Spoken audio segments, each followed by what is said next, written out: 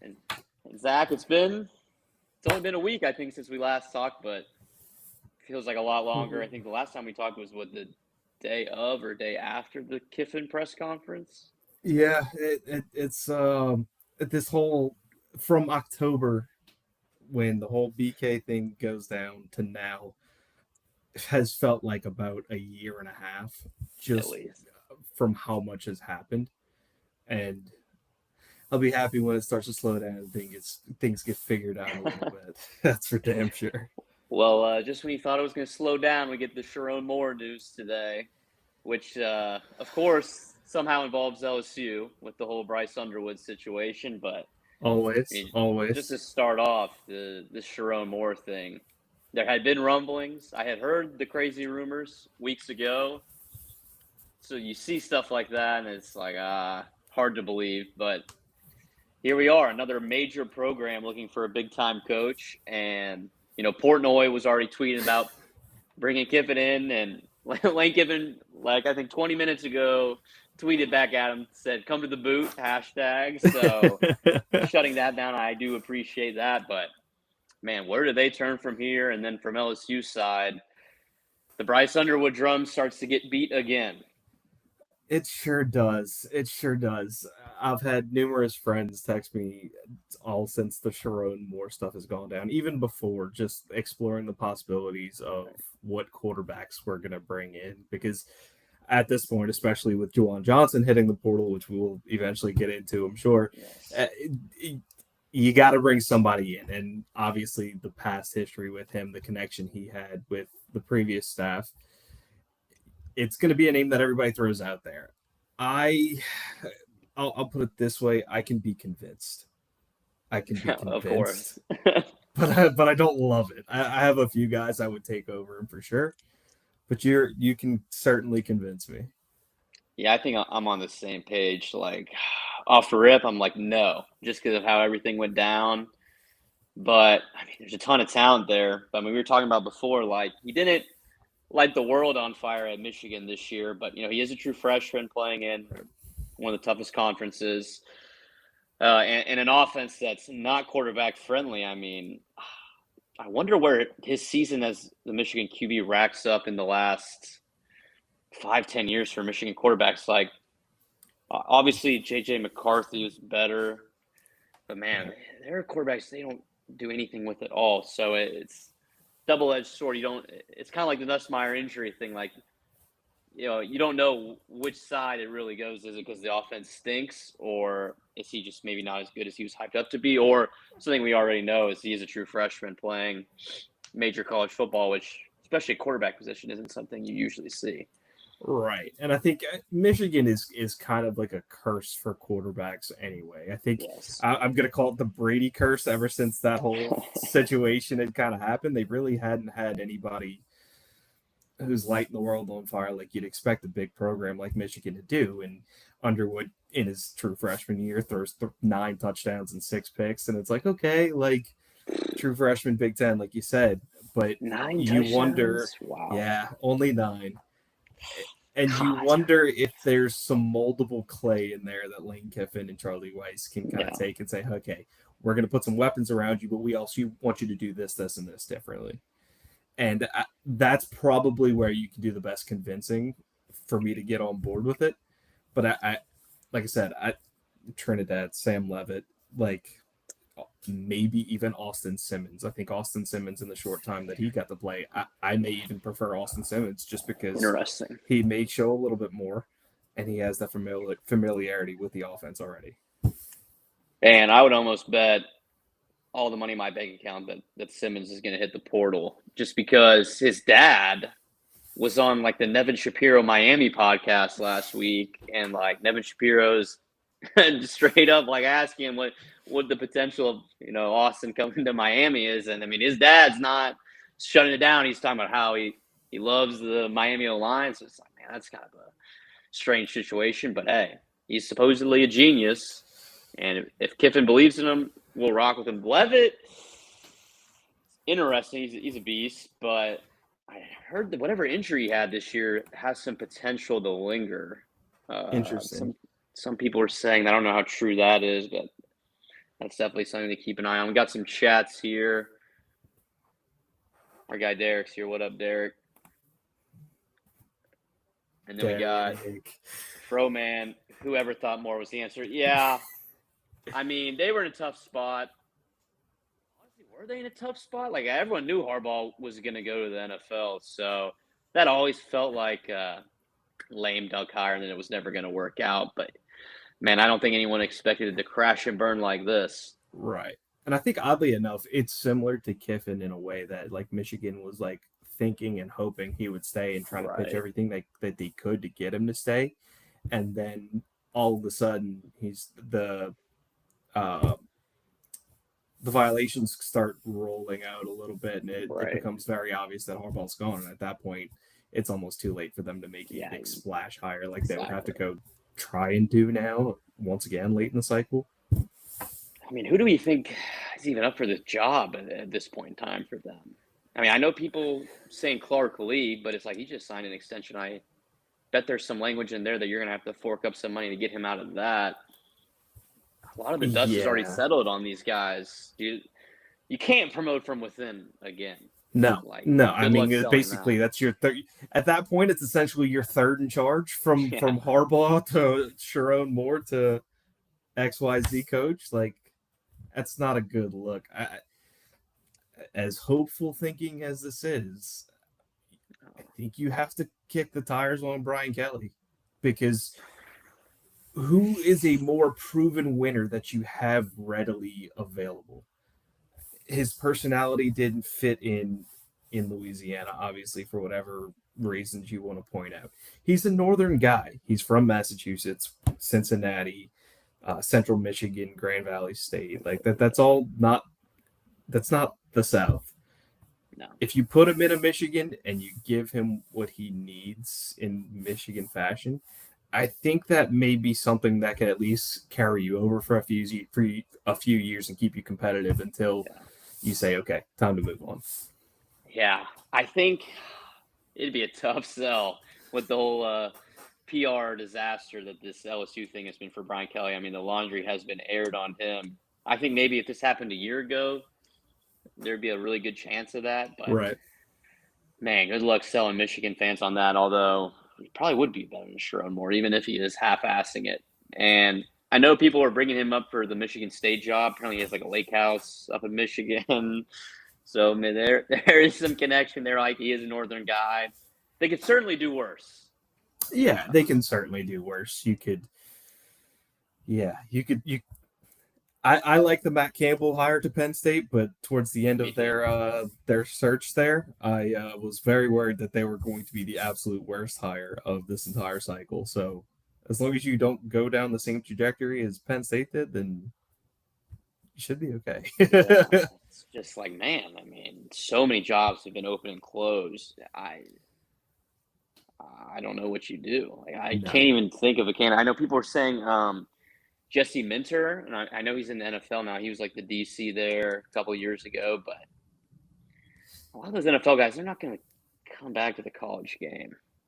That's going to be the swing you have to take at this point is maybe Yeah, go grab a Brian Dable or a right. coordinator from somebody and say, okay, here, we'll give you the keys and run it. But I think the NFL has to be a big look for them as well at this point. It's left to coordinators who a lot of them haven't been head coaches before and fired NFL coaches, which I think Dable might be a good one for them. I thought Yeah. Dable would have been up for the Penn State job, to be honest.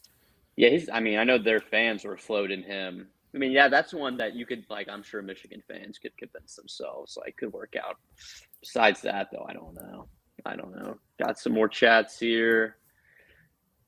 So D-line coach, running back coach are only coaching positions that are left to be filled. Right? Seems like it. Yeah, I guess I put out the update of the coaching list today, and I was like, I, I don't even know if I should include Elijah Robinson in this at this point. Seems like that's not happening at this point. Which I'll be okay with if you tell me we're gonna go get Coach O to be our defensive line coach because we missed out on Elijah Robinson. I'll be screaming "Go Tigers" in the best Coach Yeah, O accent I can from wherever I'm sitting in the stadium. yeah. I mean, that's what I've wanted from day one too. But I just wonder if they didn't target him out the gate. Like, it's not like Elijah Robinson was just this like slam dunk. Like, you never in a million years thought you could get him D line coach. So I Yeah, just wonder if they didn't go Coach O the first time around. I'm trying not to get my hopes up. I think Moscano said that this morning or yesterday, and that kind of makes sense to me. But doesn't seem like anyone has said like, no, that's not a possibility. right. And I think part of the reason why that stuff may have been put on pause was because going into signing day, you needed to have somebody, or coming Yeah, right out of signing day, you said, "Hey, here's our guy. You're going to be all right." And that was probably good enough for the recruits at that moment. And I think Coach O was also looking very seriously looking at the head coaching job for Tulane. So right. I think the combination of the two may have put their talks on pause and say, okay, well, if we both come out of the other side of this without somebody, then we'll rehash the conversation. Maybe that's probably, if I had to guess, where things went.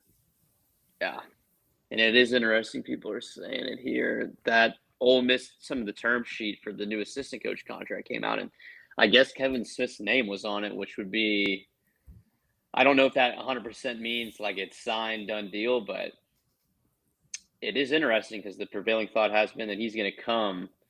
Right. What does that mean for Frank? Oh man, and the Frank saga with another turn. Yeah, and I think at this point, I would just hold on to Frank. I mean, at least you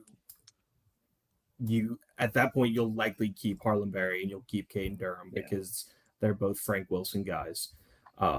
And I wouldn't say either of those running backs were bad this year, despite our inability to run the ball effectively. I right. think that was more O line issues, and you have a new offensive line coach. So I say, giving Frank another year or two to say, okay, show us that it was not the running backs problem, show it was the offensive line Right. problem, and then we can just go from there.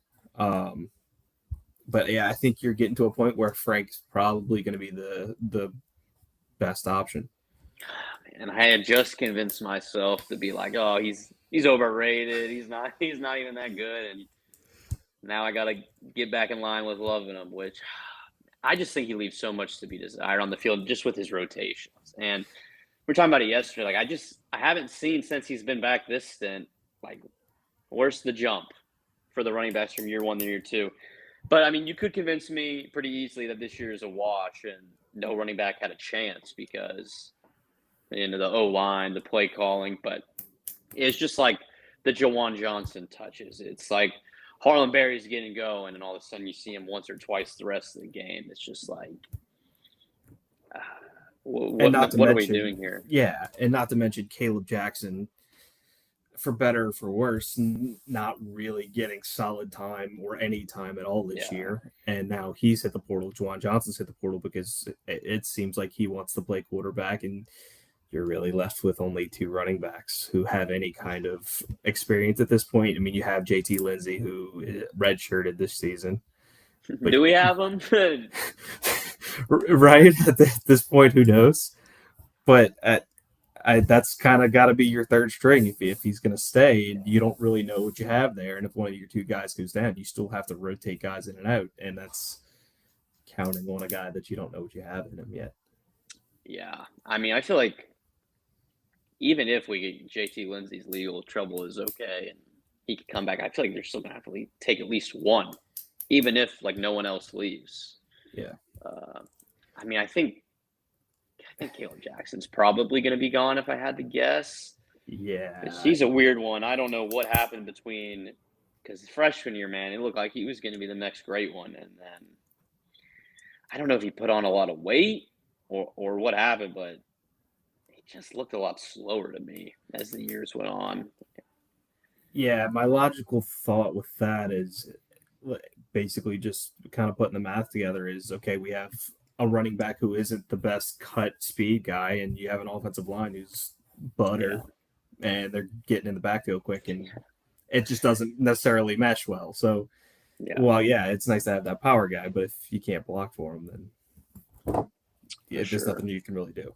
Yeah, and it's just so tough to tell about any of the offensive guys this year. Is it the line? Is it the scheme? Is it the quarterback? it's definitely some form of coaching issues.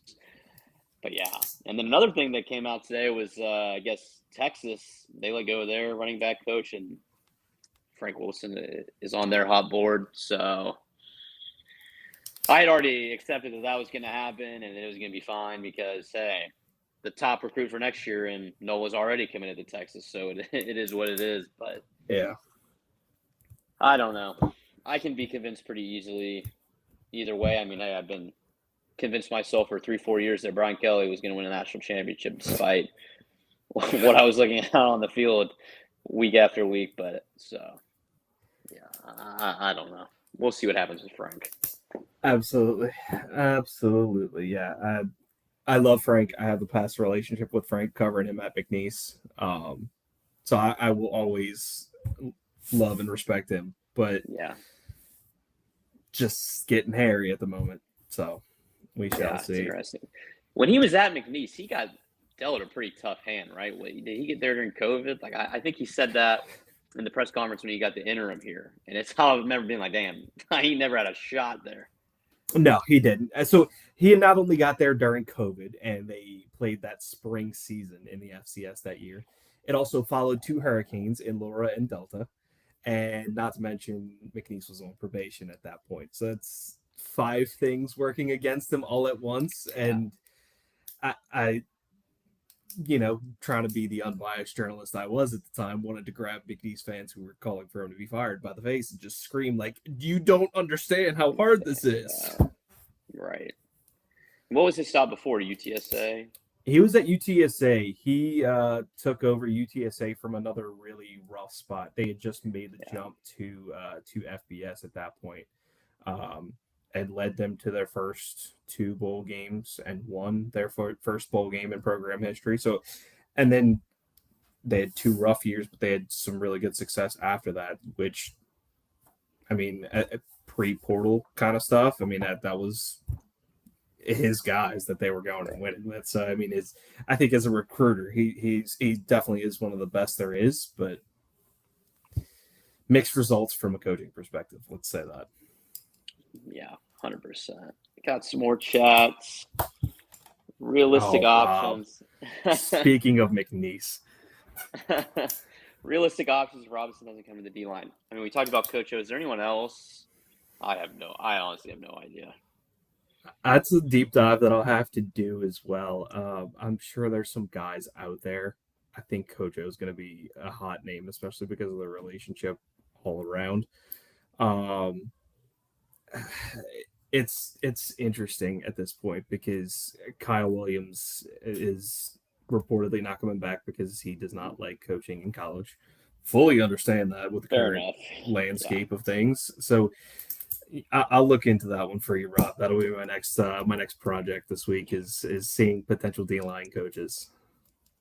So with him basically getting out of the coaching game, what is the streak of new D-line coaches at this point at LSU? Because I don't think we've had a D-line coach same D-line coach for consecutive years in like a ridiculous amount of time. I haven't really thought about that, but that's pretty accurate. Yeah, wow. I can't remember the last time. I mean, unless you consider Coach O the D-line coach and say, okay, yeah, there you go. Because I mean, he did do a lot of. I mean, you go watch practice footage from when he was there, and he's not like CEOing the practice. He's like hands in with the D-line. So maybe that's your answer. Yeah, I think it's been like 5-6 years at least, that's just crazy. It's uncalled for. You got to have better retention. What player takes the biggest leap next year? I have my answer.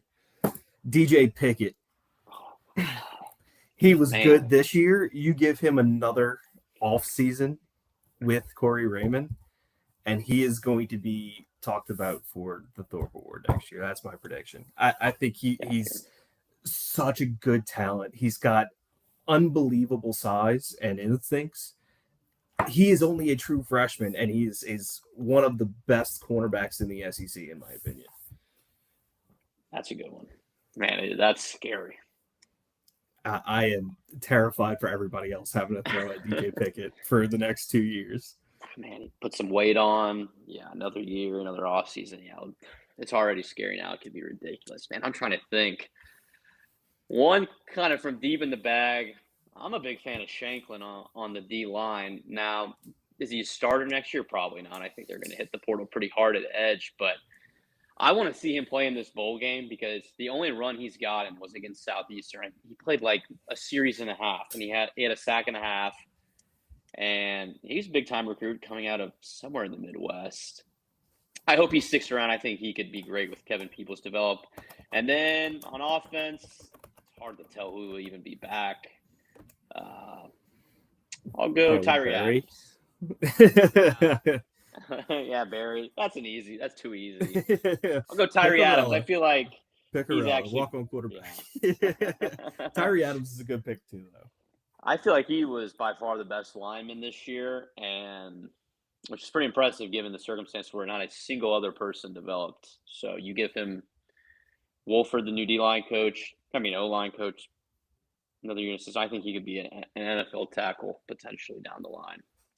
Shanklin from Indianapolis. Indianapolis. I think he was the number one player in the state.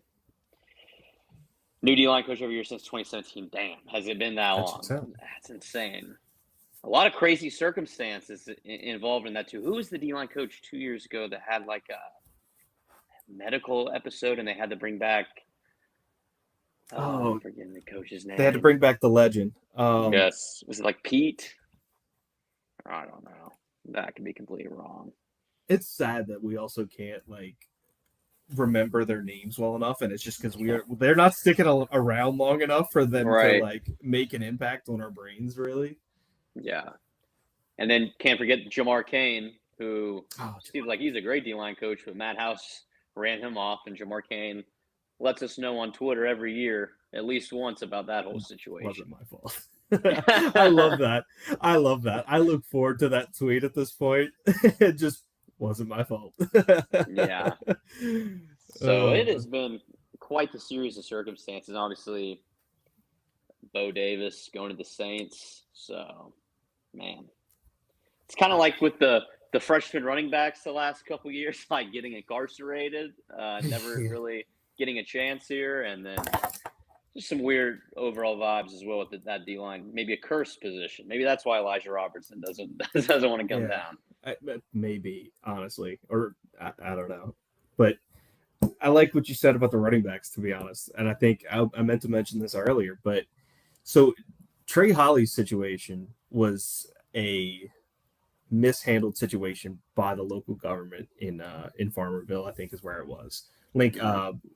Or the parish. So Union Parish. Yeah, because he went to Union High School or something like that.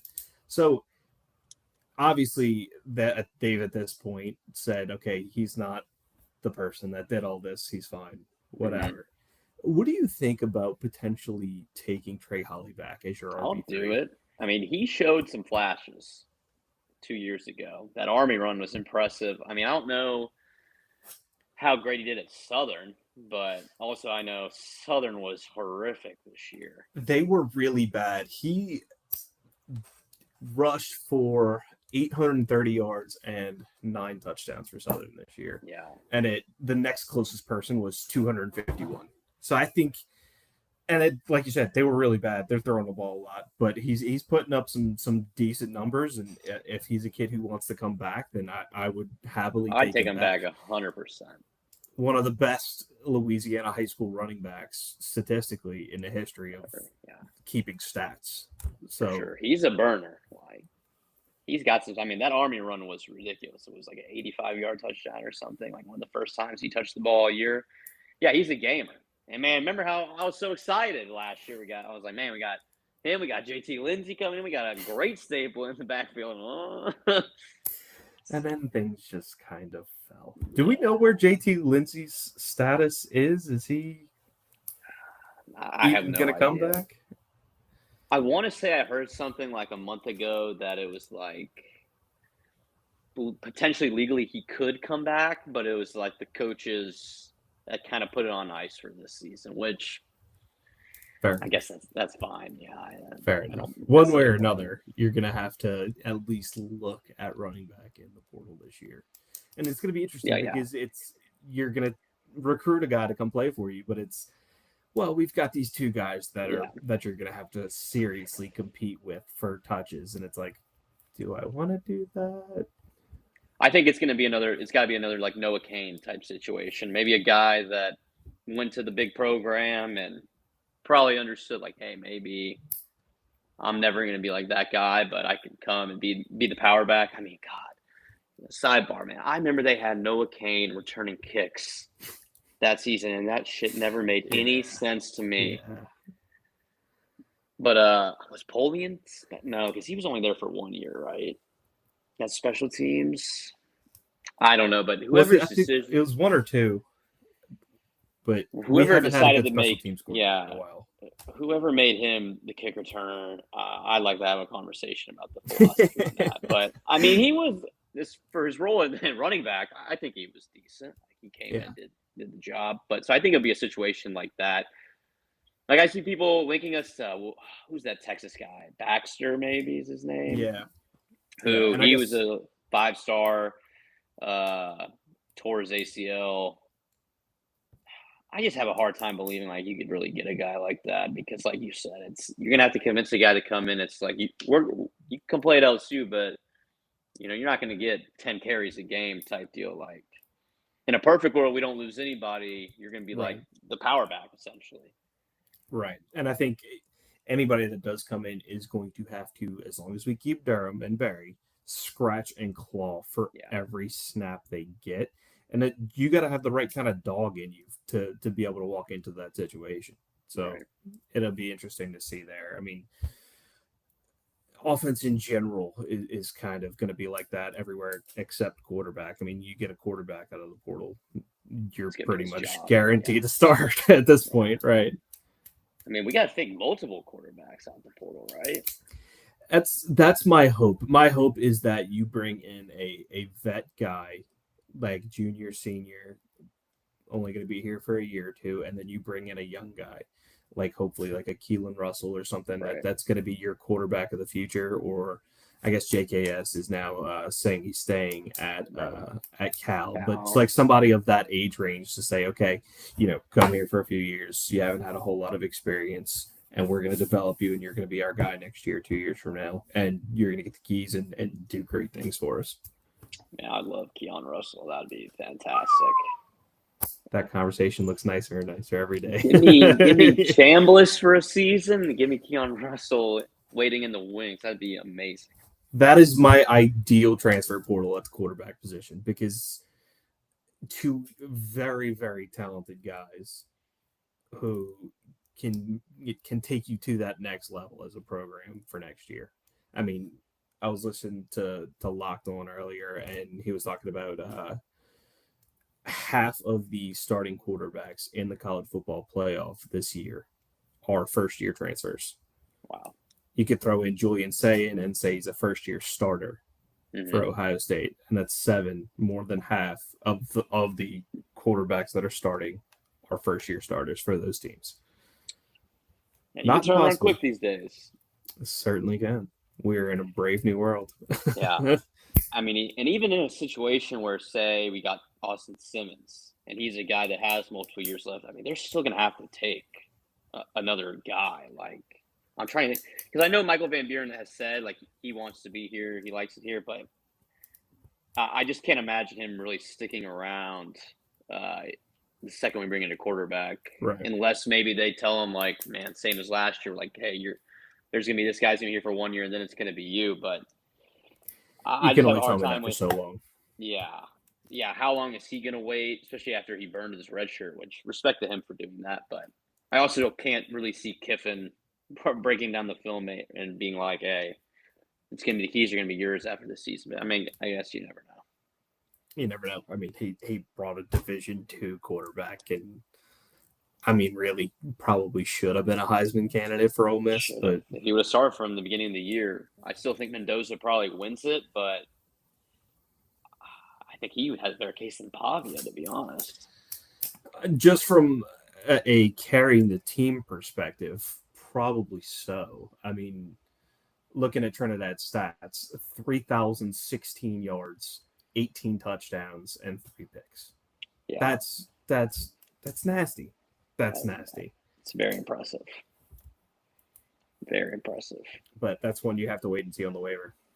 For sure. Did we finish with the best transfer portal class this year? I mean, I'd be shocked if it wasn't rated top 3. I mean, there's going to be your other money players like Texas Tech or whatever, but if we're playing with the most money, like the same as these guys, the brand of LSU, I would be shocked if it wasn't like 1 or 2, especially the volume we're taking. Yeah, that's what I was going to say. Is you have to plug so many holes at this point that you're gonna have at least a top 5 class based on the amount of kids volume. Yeah, like there's so many guys that they're gonna have to bring in edge linebacker, especially if Whit Weeks decides to leave or not. Which I think he's got hashtag 1 more year is getting some steam. Hey, you saw like Chris Kiffin's kid was sitting in his locker today, and Lane posted on Twitter. It's like, oh yeah, he's coming back, man. I gotta think he's coming back. Dating the coach's daughter, like it's written in the stars. And I personally would love to see Whit Weeks paired with Tackett Curtis, just 2 hard-nosed guys. The transfer linebacker from Wisconsin. He was actually right outside of my coverage area when I was doing sports reporting in Lake Charles. Yeah. Like he was just north of me by about 30 minutes of my coverage area. But I always heard stories of him from the teams that would play him. It's like he grew this like legend story in my mind listening to him. And then Manny was an incredible team, but he was a target of LSU for a very long time. Decides he wants to step out of Louisiana, goes to USC, doesn't really do a whole lot at USC. Some changes go on there and ends up at Washington. I mean, he's played in quite a few games and has some decent stats for the playing time he has. So if you can get him with a Blake Baker and let Blake Baker coach him up and maybe get him to the next level and improve his draft stock. Yeah. He's quite the polarizing figure amongst LSU fans. He is. A lot of people have had some unkind words I've seen on Twitter since he put his name in the portal yesterday or whatever. I guess because the thought is that he spurned LSU. I remember that recruitment, but I get some of these kids that just want to get out. I mean, you're a kid from Manning, you get an offer to go to USC, and, you know, they're coming with the money. I don't necessarily blame them, man. No, absolutely not. But I want to know what percentage of those people who are down on Tackett Curtis but are like, oh, yeah, Bryce Underwood, come on. Yeah. Like, come on. Are we really not going to play the same the thing tune is, with both of these guys? Tackett Curtis would commit. They'd all be his cheerleaders. That's just how it goes. People would be digging through Manny high school football highlights. Like, oh, yeah, we got this guy. He's going to be awesome. Oh, yeah, I always knew we needed to get him. Yeah, that's exactly how it would go. So, man, I'm thinking what? 2 edges. You're probably good in the interior. I think you need probably 2 edges. Maybe at least 1 linebacker. Mm-hmm. You're definitely going to need. We'll see how Spears does in this bowl game. Probably getting to start because I think Frank said Halsey's not going to play. I believe so. I believe you're correct.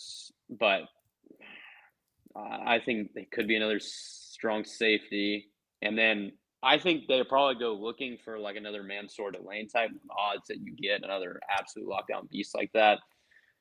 Probably not as good as him, but I wouldn't be surprised if they look for a vet. I mean, that's just a lot of guys on defense alone, which is probably a much more set in stone unit than the offensive side of the ball, which I'm sure we'll talk about here in a second. Yeah, especially I think with Stamps leaving now, which was kind of figured at that point, but now that it's written in stone, you definitely have to take a couple looks at some secondary guys. You do have some solid freshman defensive backs coming in at corner. Vinny's young, safety. Though. We were talking about this yesterday. He's a reclass. So is he? Yeah. You never know. I mean, you have cases of it working and cases of it not working. Yeah. I think best 2 examples I have on my mind are Ryan Williams reclassing and doing really, really well.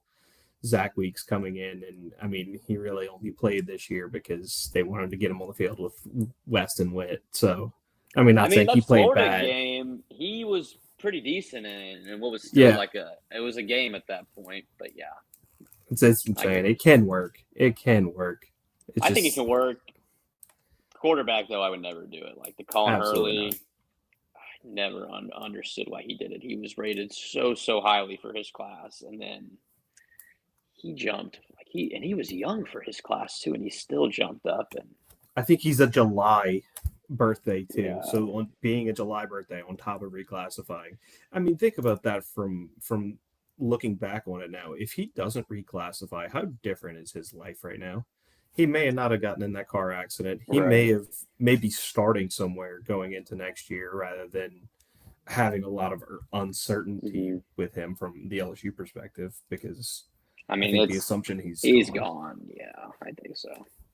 But yeah, I agree. It would be a lot different because I remember when he originally committed, he was like sophomore still, or maybe he was like going into his junior year. And I think it's like one of those deals where until they're juniors, they don't make anyone 5 stars. But he was rated as one of the top quarterbacks in his class, and then he reclassed, and they dropped him way down. So then he kind of lost all that buzz when he actually got to campus. It's like you said, maybe if he stays in his class and he ends up being like a borderline 5 star, maybe goes somewhere else, and then people look at him as going to be the guy in waiting, as opposed to now he's going to have to be looking for a new home where he's not going to be coming in with a lot of shine unless he's going to have to really earn it.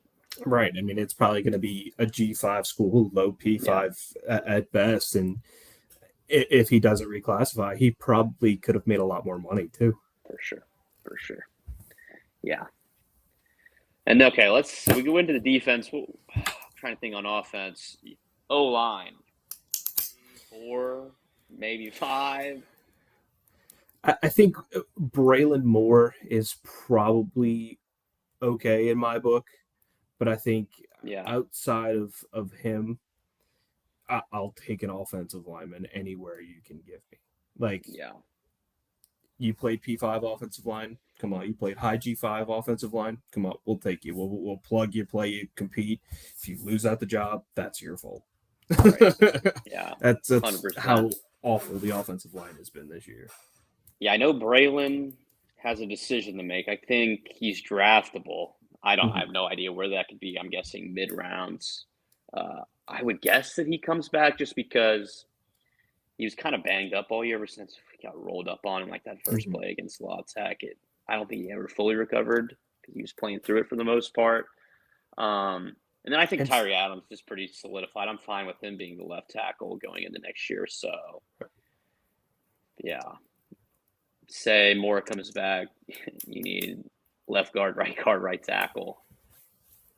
three of them. I mean, Yeah, like I said, if you started for P5, high G5, I'll take you at this point because yeah. it's just been atrocious. And maybe with some hopefully better coaching as well, some of those guys that do end up sticking around from the offensive line can take a jump, Hmm. but we just haven't seen it.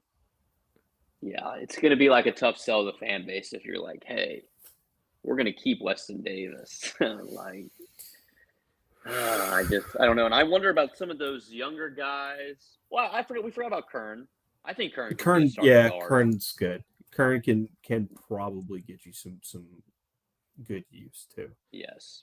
I wonder about guys like Ori Williams. Does a guy like him stick around? He did good in comparison to people that were starting above him. I really wonder about Solomon Thomas because he really came here because of Atkins, but he got hurt. He never really got a chance to play, so he'll be an interesting one. Wouldn't be surprised if he portaled out. So, yeah, we're probably looking at 4 or 5 line. That's a huge number. Yeah, because honestly, and going into 2026 with DJ Chester as your sixth man on the offensive line, do you feel comfortable with that as well? I forgot about Chester. Yeah, I would The jack like of it, all trades. master of none. Emphasis on master and none.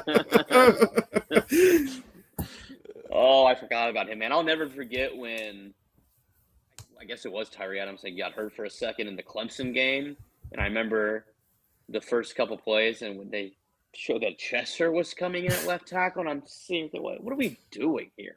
Like, all offseason, Brian Kelly's on the apology tour for Chester. Like, yeah, he was terrible at center last year, but he's not a center, guys. He's a guard. So we really did him wrong, and then you're just gonna throw him at tackle all this year. It's like, man, So you're just how going to does play that him out of even become position an again. option? Yeah, it's like, how is that even an option after everything you went through last year? Like, the depth is that bad on the O-line? Like, how did you not know you needed at least some depth pieces at tackle?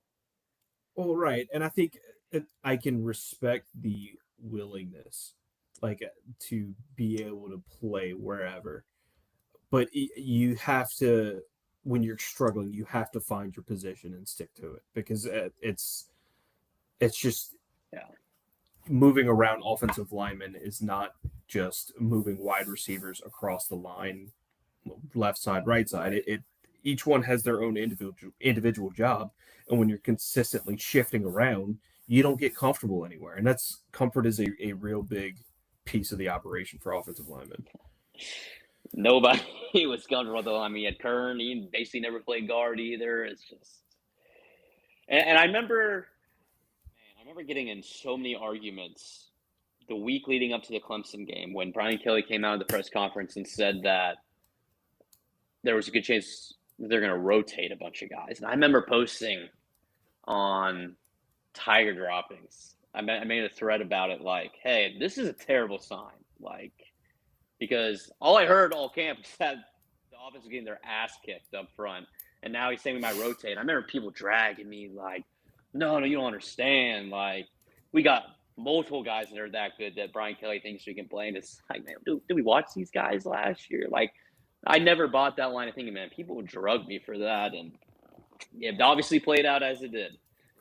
It certainly did. I had the same thought when that was coming out as well. I was like, if you don't have people separating themselves from a talent and production perspective at any of those positions, then you're not going to be good on the offensive line. And I was like, oh no, we just have that many good offensive linemen. I doubt that. Yeah. And this where do they come from? They just magically developed, even though they get their ass kicked all spring and fall. I just don't have time believing that. Oh, our D line's just that good too. I mean, they were good. They were. Shit. I mean, I wish I could have seen some of these practices. It must have been belt to ass in these drills, man. Had to be, and maybe that's part of the problem too. Is the offensive line never got any confidence in practice? Yeah. It was like the thing when Frank took over as interim, and they came out that like Blake Baker was like wanting to see some more like live reps and stuff. It's like, man, what was happening in fall ball? Like, it's just day one coaching stuff, and it seems like we lost. And that was, I mean, not to talk about Brian Kelly all day in this season, that has been horrible, but I mean, he was bragging all fall ball about how they were using the analytics, and there was no soft tissue injuries, and they had all this future forward thinking about what they were doing, and it sounds like they went too light and lost that physicality. And yeah, looking forward to that changing. Bring back the competition. Right. It was Competition Tuesday that Coach O used to do, and it was the Big Cat Drill. Big Cat Drill, yeah. That's what made LSU. Like, that physicality, that grit, that fire, that fight. That is what made LSU. And you take that away and you strip that physicality from practices. Yeah, no wonder you're going to go out and play soft. Yeah, so looking forward to that changing. Some chats. Is it Kevin Minter? I thought it was Jesse Minter. But yeah, I heard that too, Fred. Which, all things considered, would probably be about as good as they can do. I mean, I know there's already all this DeBoer talk. We'll see how Bama does, but I just have a hard time believing they're going to get rid of him, even if they do lose first round. Yeah, I don't see that happening. I mean, you want to talk about a buyout? That Kalen DeBoer buyout is unheard of compared to BK. I think it's what, 80, 90 million right now? Yeah.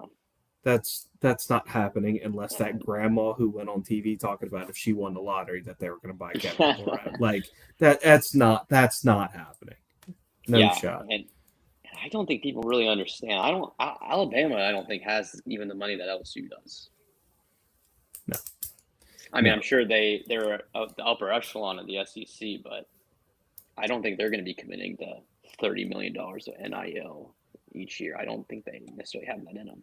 I think they know how to spend well what they Yeah. have, but I don't think they have as much as some of the other tier one Right. programs do. Yeah. Agreed.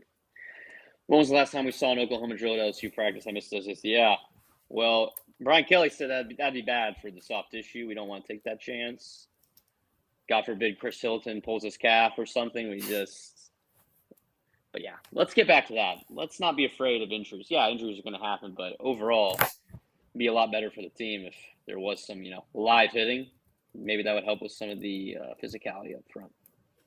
2019, one of the most physical teams we had. Exactly. So, okay, we talked about the O-line for the transfer portal. Receivers, another one. I think you'll be taking multiple guys, especially when it's official that Hankton's out.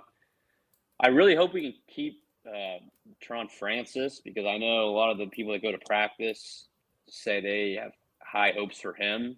And it's like another one of these things where Frank said he was going to get some more run, and he didn't check in the game one time. And said we got Destin Hill, who I wouldn't be surprised if he was gone after this year as well. Yeah, I think. I mean, at some point, you have enough losses in the transfer portal at wide receiver and to eligibility running out that some of those guys say, okay, well, if I stay, I can get some good touches. Yeah.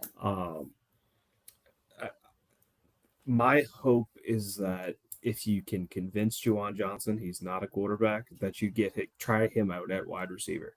You really want to see this Juwan Johnson experience move to receiver. I do. He is. I mean, the all time record for all purpose yards in Louisiana high school history. He is an athlete through and through in the utmost sense of the word. Get the ball in his hands in space, and you can go find his highlight tape. He can move. Yeah. He can move. That's something that if I was creating my perfect world, he'd be staying, and I'd be playing him at receiver a little bit just to see what that looks like. I mean, there are some big names in the portal. You have Nick Marsh from Michigan State as well. Yeah. So I'd be keeping. I think the consensus on him though is that he's supposed to kind of stay up north, but I mean, who knows? It's so early on. I know that one of those Auburn receivers that entered the portal made some TikTok comment about Lane Kiffin. I don't know how good he is or anything, or if he actually. Well, I guess kind of like LSU receivers, Auburn receivers didn't do anything at all this year because they had no chance as well. So. Yeah, I think that was Perry Thompson. Yes, if I remember correctly. I don't think he got a whole lot of run this year, but Auburn had also brought in quite a few guys in the portal as well that ended up taking playing time from him as well. So there may be something there that they can work with, and I wouldn't be against it. I would. Similar to offensive line, you're gonna have to pull guys out of the woodwork because that's how many you need. If you're, George McDonald and Lane Kiffin, are you bringing back Nick Anderson from what you've seen on tape? And we'll go with let's say, for that same amount of NIL as he got this year. Yeah, I guess. I guess. It's so hard to judge wide receivers this year because inconsistent quarterback play, let's just throw it that way, to say the least. And limited route combos and play calling in general, it's just awful, to say the least. It's just awful. And that's not a good combination of things for wide receivers to really excel. And I think if we ran one more bubble screen, I was probably going to jump into the Vermilion River and just see what happens. Yeah, and all those things you said, and not even including him coming off a pretty big ACL tear, Right. So I have been pretty hard on him this season, but that has been the one thing in the back of my mind where I'm like, we'll give him the benefit of the doubt. Besides all the other things we already talked about, it's like, especially a big jump ball guy like that who's supposed to be explosive at the catch. I just didn't even see that at all in his limited time here, and it could be the ACL. The hope is that a year removed it would get better, but you just never know with those things. If you told me we were bringing him back for the same amount of money that we paid this year, I would say cut bait, just because I think what I heard is he got a very nice chunk of change. And I mean, Yeah. deservedly so. A lot of people were after him. He had a Right. great freshman year at OU. Yeah, he did. And I think the other thing that I would kind of lean towards keeping him for is that, if you put him and Trades Green in the goal line, you've got two massive bodies who are just going to go up Right. and get balls. And that's almost impossible to stop at that point. And I think the other thing is, you brought up the ACL, is just because they are back playing and they look like they're moving well enough, it still takes that normal year and a half, 2 years to really get comfortable back into basically a reconfigured knee in a way. I mean, you Remember, kind of you have to heard it. reteach You yourself. heard it again in the middle of the year. I remember everyone thought it was really bad, and he ended up coming back 2 weeks later. So, I mean, yeah, maybe you're right. Maybe 24 months removed from him actually tearing it, it could be a lot better. New strength and conditioning program. Yeah, I'm trying to think who else. Destin Hill. I mean, no one really knows with him. No, I don't think he got a catch. I'd like to see Kyle Parker back. I think Uh, he put out some good tape this year. yeah, he's got some good hands. He made some big catches, and he's a good blocker, which I do appreciate. Who else is there? If you're Aaron Anderson, do you come back? I'd come back for sure because I think maybe we talked about this last time you were on, or I talked about it yesterday. Going into this season, he was projected a first-round pick in all the way too early mock drafts, and there's just almost no shot that happens now unless he went and tested unreal, which I don't think he's necessarily that type of freak athlete. So it's like the same thing as, in my opinion, as Witt is. You came in this year with like really high. I don't know if maybe Witt was ever considered a first round pick, early round. Obviously, don't have the year you want primarily due to injuries, and now you're coming back with a better situation, especially for Aaron Anderson with Lane Kiffin, and he's going to get an upgraded quarterback and OC and basically everything. I'm sure that they want him back, and you get the NIL pot sweet enough. I don't know where he goes if he declares for the draft. Like, he's probably a mid-round pick. You can make more money coming back. So I feel pretty good. I think he'll come back. Well, which is interesting because the NFL's renegotiating, or not renegotiating, their CBA is up this year, so maybe that'll change. Yeah, in the future, and you'll see more guys going. But I think for this upcoming draft, I think you stand to make more money in NIL at LSU than you would being fourth, fifth, or later round pick. Definitely. Another name that, not a sexy name on the offense, but just one to watch in terms of what they're going to have to do in the portal. If Donovan Green were to transfer out, that they would definitely have to take another like blocking tight end archetype like him. That's one thing that frustrated me this season was the lack of use of Donovan Green. I could probably count on one hand the snaps that I remember him taking, and it's all in favor of Bauer Sharp, who Bauer Sharp almost cost you the game on numerous occasions. Yes. I think he had a big fumble in the Clemson game. Oh, he did. And then I think he had a big fumble in the Western Kentucky game. I'm sure I'm forgetting some as well. But I mean, 2 games that you lose those games in this season is a lot worse than what it was. And I remember when he transferred in, Brian Kelly, not to go back to all these old Brian Kelly press conferences, but one of the things Brian Kelly highlighted, I remember, is they said, man, we think he's a great inline blocker. We think he can be physical in the run game. And he was horrific at that this season. It's just like, so that's what I'm not getting, trying to get too caught up in when the whole Austin Thomas thing happened with him leaving. Like, yeah, on defense, there was a lot of hits, but man, there were some really bad evals out the portal last year. And that is one of them. Yeah, certainly. And I think They did try bring to tell us Roman. They really did. yeah, and I think he was a quarterback. Like that he played Decent, yeah. quarterback for a reason. Like I, yeah, that's LSU moving. loved that last staff loved the multi-position guys, man. I get it because I'm a fan of that versatility as well, but not every guy you're gonna bring in that Right. has that versatility is Taysom Hill. No, not at all. So there's the potential for having to take a tight end. I think if Donovan Green leaves, if not, you're probably pretty good there between Green, and Green squared. is LaFleur still here? I believe so. I Yeah, believe LaFleur is still here. I haven't seen his name come up in the portal. Obviously taking a red shirt this year if he yeah. does end up staying for us. Um, I wonder if he'll get some run in the bowl game just to see Why what you not? have there. Doesn't I hurt to mean, register. Why not? right, right. Just So I, you have, I'm yeah, I'm a big fan of throwing anybody out there that you need to yeah, see in the bowl game because okay, yeah, you want to win the game, but it's also a chance for the new staff to see what they have in a lot of these right. guys. Yeah, so I think I honestly forgot about Thor. And then you got the white chocolate Trades kid they got that's like 6'6" tight end. So if you keep all those guys, you probably don't. I think if you keep Donovan Green, you don't need to touch the portal and tight end, which would be nice. Some continuity and at least one room on the offense.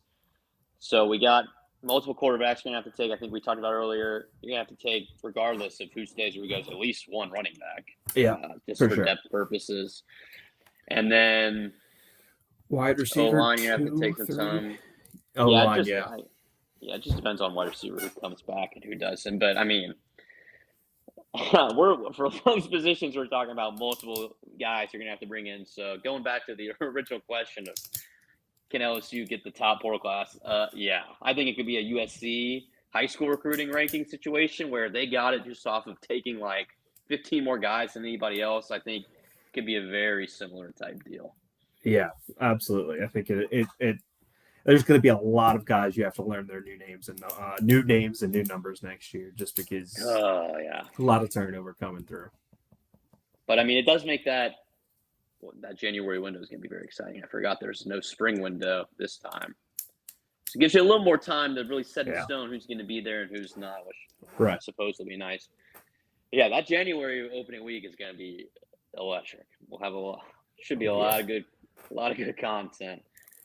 yeah. I think it opens up the second and runs through the 18th, if my memory serves me right. So hopefully there will be some Trinidad news by that point if that's the road we're gonna go. That's my preferred route. That is definitely my preferred route. What will Nuss's legacy be at LSU? I'm sure it's going to depend on who you ask as the years go on. Uh, yeah, you go first. So I'll put it to you like this: I 2 years from now will not remember much from this year from Nuss. I'm gonna remember him as the local or semi-local guy because he moved all around, but he Yeah, claims Louisiana as home. Uh, could have left numerous times when they tried to start other guys in front of him. Decided to stay, and in his first year as a full-time starter, made some bad decisions, yeah, but he's a gunslinger and he still threw a lot of touchdowns and threw for a lot of yards. And I think statistically, yardage wise, he's up there for most okay. all time. Yeah. Yeah, so I, I'm gonna be an optimist about it. A few years from now, I think the dedication to the program, in my opinion, is something I respect so very much. Yeah, I agree. Yeah, time heals all wounds, but right now the wound is fresh for me. I do give him a ton of credit, and I have a lot of respect for him of sticking with LSU all these years in an age where it just never happens. He has been incredibly loyal. I guess to really form for LSU fans like a concrete opinion of kind of how this year went down, I think we're going to need more time and see what really was this injury stuff. I know. I think we've all heard as this year has gone on, there were a lot of questions about how he prepared going into this year, which has been the most frustrating thing for me because he had the front row view to Jaden Daniels making that massive leap. But then again, he never really had the best situations. He had a ton of different play callers, which I don't think people really talk about during his LSU career, like 3 or 4. So, I mean, he's a Tiger through and through. I think I'll just look back and it's kind of sad.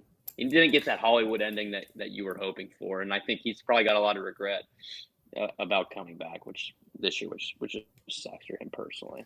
Yeah, and I think you'll find out February, March, April as you start to get into that draft process more about what that injury is because teams are going to be over analyzing his tape and asking him questions about what happened. And I think that's when you're going to find out fully what that injury was.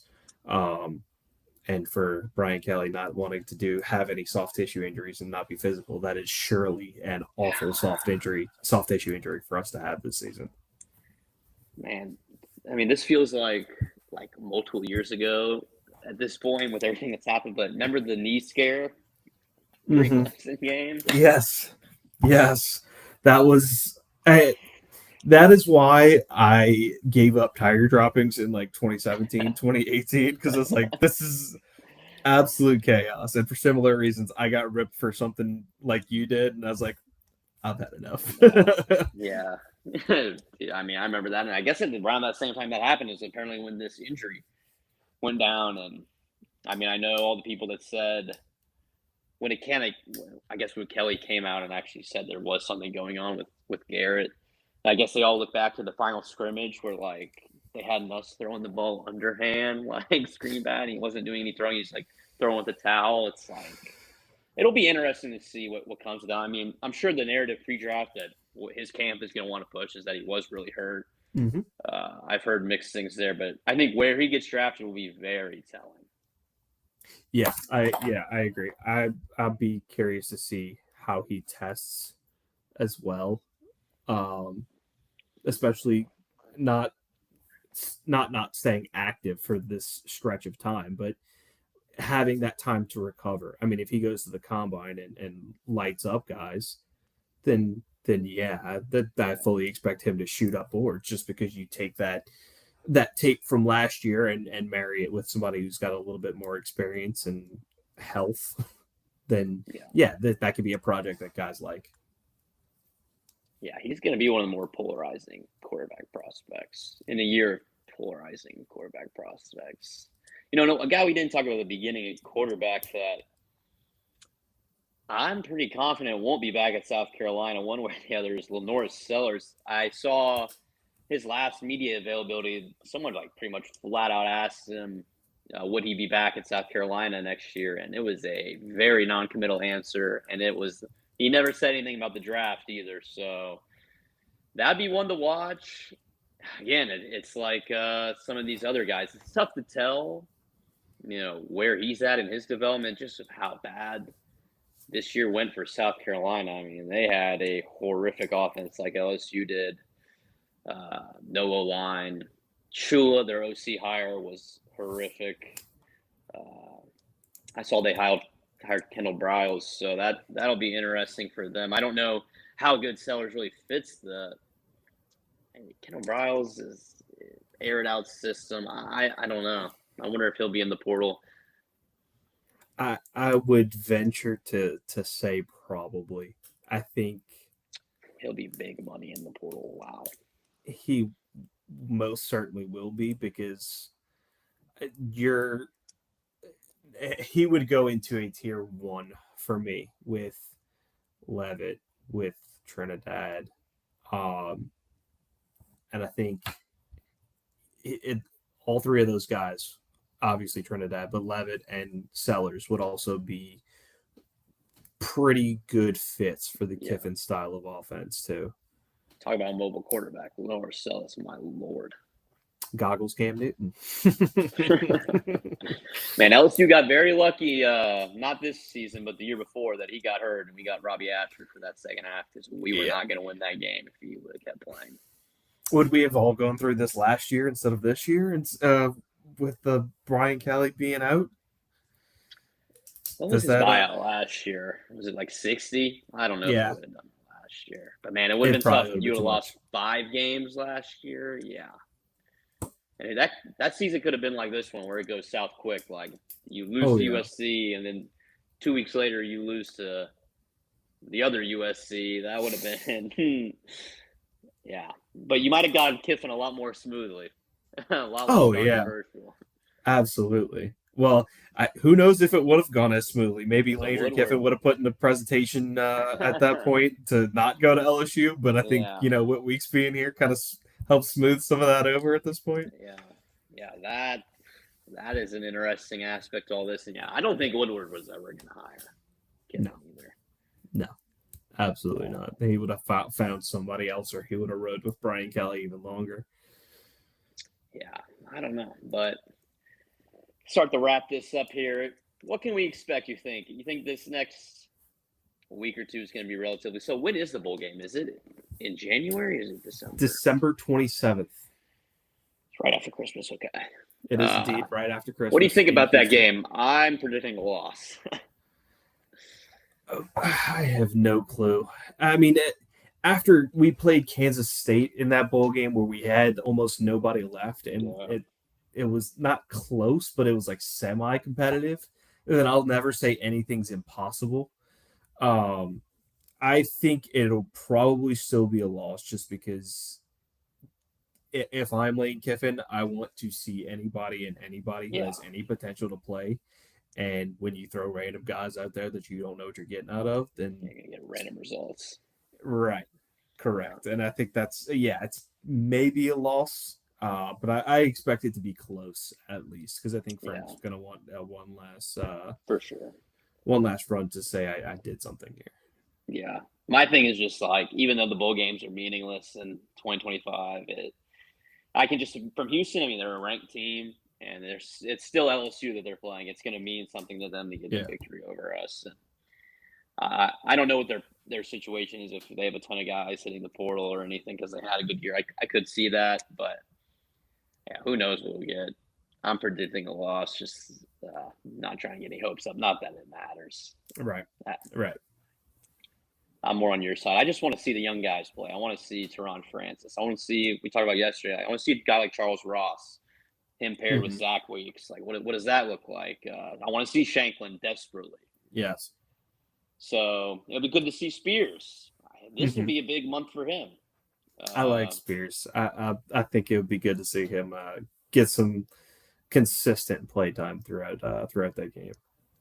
For sure. But so what's that in like 2-3 weeks? I guess we'll hear some more staff news maybe in the next week. I guess the only domino left to fall is Frank. And then the Elijah Robinson situation. Who knows? Right. But I guess at that point, that's your only 2 spots. Yeah. So we shall see. More analysts, but all right, we got one more question here, and we'll wrap it up. What's our record next year? And then he said, way too early prediction without knowing the starting lineup yet. Oh, let me pull up the schedule. It's a daunting one. It is indeed brutal. I mean, you have Texas, you have Clemson. I think you have Georgia. Okay. Here we go.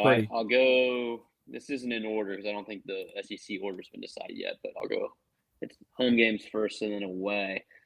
Home against Clemson, game 1. Gotta chalk that as a W. I would love for that to be a W just to watch all of my Clemson friends go home disappointed. Yeah. Versus Alabama. It's just so hard. I'll just go, we're going to win.